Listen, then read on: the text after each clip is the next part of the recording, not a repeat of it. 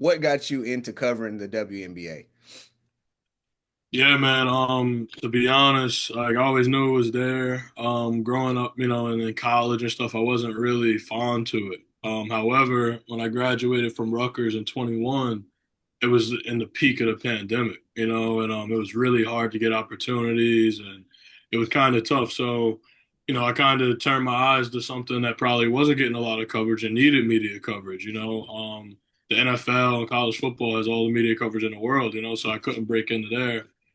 So I started, just looking for different avenues, and I found one of my favorite players, still currently my favorite player that got me into the W, Sabrina Ionescu.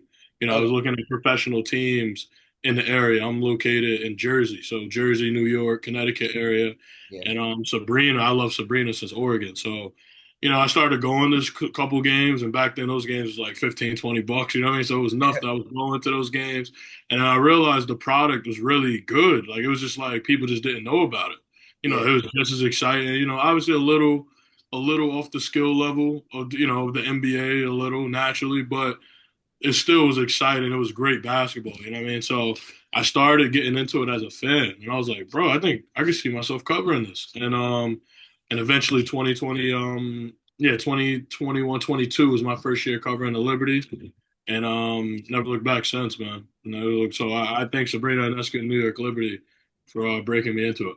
Yeah, that's pretty good. Where we talked about it a little bit before, but you tried to cover other sports before WNBA?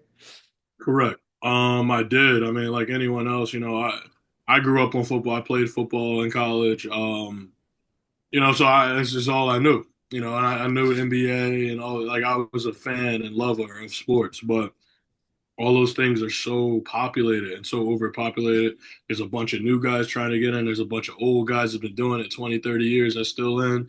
They're not trying to move their spots. So it's just a very highly competitive entity. So to try to get your name in there and try to kind of weave your way in there is very tough. So I had to find a different route, and this would kind of open me. This would kind of open the doors for me. I got my name on some bylines.